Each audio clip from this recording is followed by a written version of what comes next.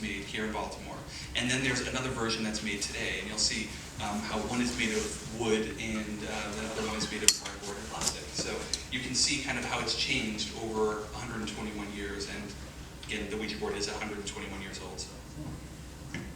Just hand it to Catherine. That's okay. Pass, you take one to one side and I'll take one over here too. We'll make this real interactive. Don't be afraid to touch it anymore.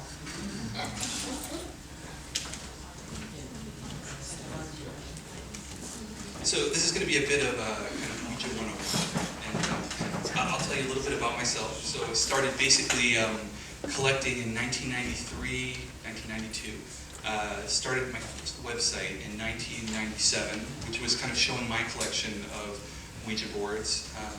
I have met and interviewed many of the descendants of the people who were responsible, and we actually have, you'll find out, if you don't know who William Fuld is, you will find out who he is tonight, and you will also know that there are some of the descendants here in the audience, so that's really nice. Thank you guys for coming. I appreciate it. I also came up with a spirit board of my own called Cryptique, and I consult on books, TV shows, movies, and I have about 500 different talking boards in my collection. So up here is just a bunch of different ones that I thought might be interesting for you guys to see. What we're going to explore tonight is the perception of how the Ouija board changed. So today, how many people have played the Ouija board? Fascinating.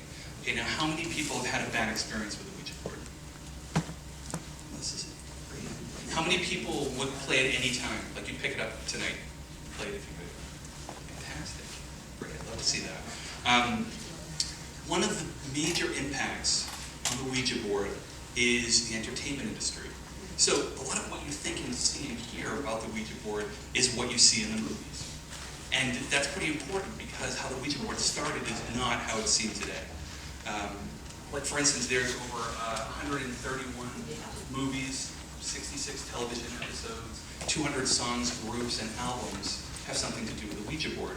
So pop culture has kind of taken the Ouija board and made it something totally different than it started. So, I always make this joke. The Ouija board was the first text messaging device, right? Before the iPhone, before the BlackBerry, you had the Ouija board. And, I usually compare them.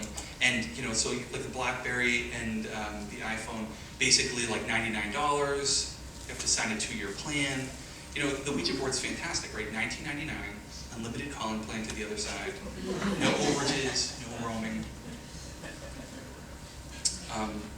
What's interesting about the Ouija board is it's often people's first experience with the paranormal. So think about your other first experiences. And I mean, yes, think of all your first experiences. They don't often go as planned. They don't really kind of work out the way you think they did. But in most things, if something doesn't work out, you tend to try it again and do it until it works.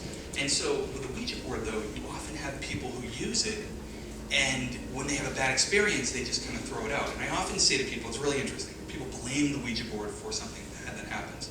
And it's like if we're having a telephone call, and we get into a fight, and we call each other names and say bad things to each other, and you hang it up. You don't take your phone and throw it out the window and say, I'm never going to have another one of these in my house again.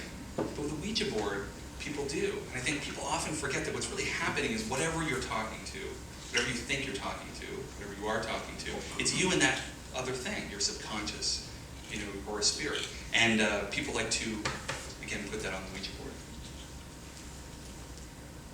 So I mentioned talking boards before, and this is kind of interesting. So what is a talking board?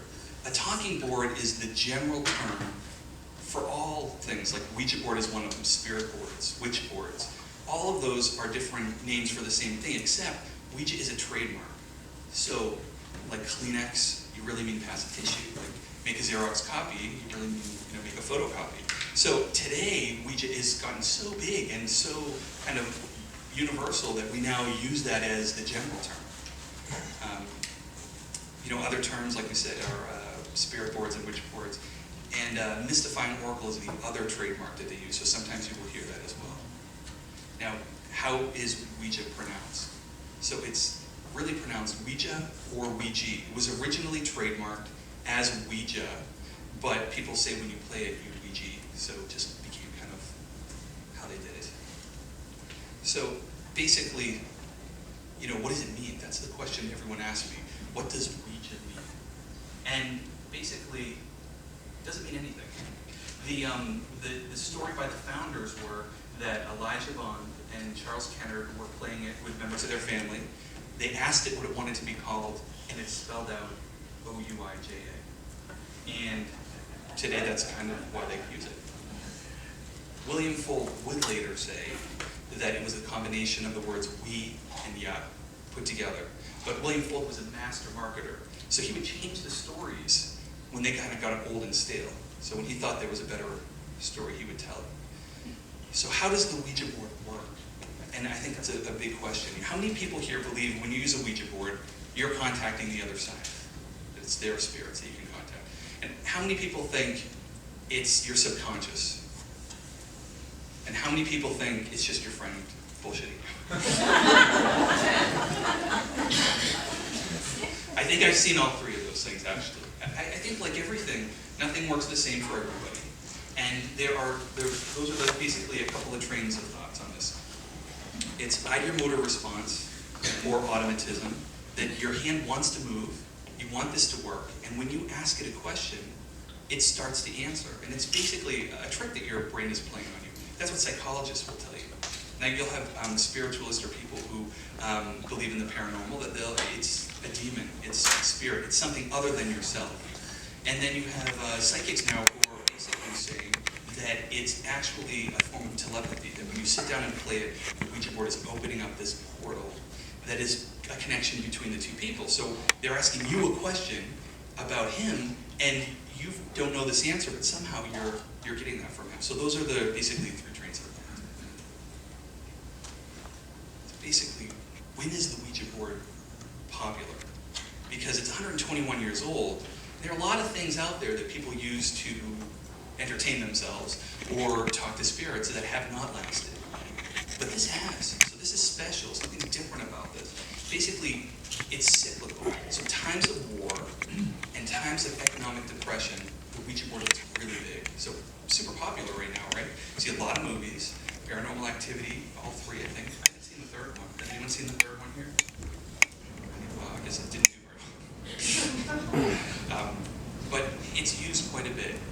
Now, if we draw a line in the sand as to when spiritualism started in the United States, we would basically say that started with the Fox sisters. They basically started modern spiritualism, and that's in 1848. And basically, it's a story of three girls that claimed to contact a spirit by rapping. And they would hear these, they would ask questions, and they would get knocks back, and that would work on the alphabet.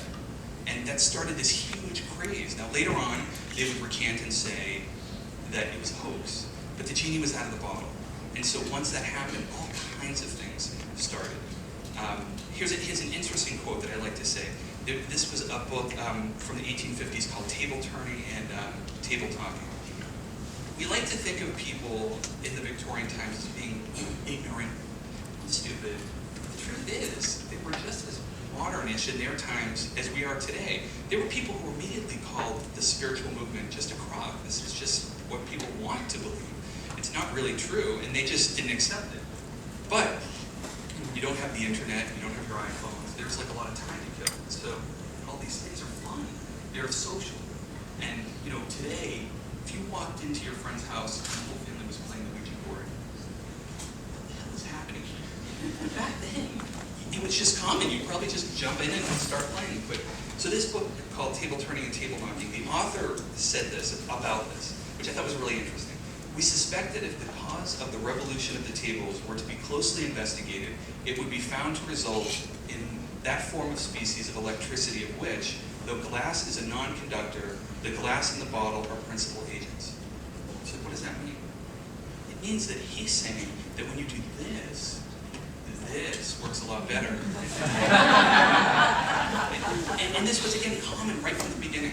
So it wasn't that everyone just believed that this worked. It was just like today. There was a bunch of people who believed it worked and a bunch of people who didn't. But a lot of people played it. And again, the reason the Ouija board became so popular was It was the first mass-produced game of its type. So before, people were making these type of devices by themselves and at home. The Ouija board was the one that first marketed. Now, what did it come from? How did it come about? So there are two things that were happening. In the 1800s, over in Europe, they were using a device called the planchette. And that's the piece today that's movable on the Ouija board. And it looked a lot bigger, and it would have two rollers at the bottom on the big side and a hole at the top. And you would put a pencil in it, and you put your hand on it, and you'd ask a question, and it would write out the answer. So people believed it was spirit writing. The other thing that was happening in Europe and a little bit in the United States were things called dial plate boards. And dial plate boards were round plates, and there would be the needle, and it would be stuck in one place, and it would point out, like in an arc, the letters. So you had the beginnings of the Ouija board, and those two things merged. And it's kind of interesting that what we know today. So 1886, we have an article in the New York Tribune that talks about this new planchette, the new talking board sweeping Ohio. At the same time, you have two men that would later claim, same year, 1886, in Chestertown, that they invented the Ouija board. Now the truth is, it's hard to invent something without the internet and have it spike all the way across the country if it's just happening here in Baltimore. So the belief is this was coming up on its own.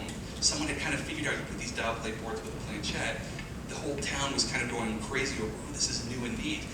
And Charles Kennard and E.C. Reich read this article, which also got reprinted in 1886 in the Baltimore Sun.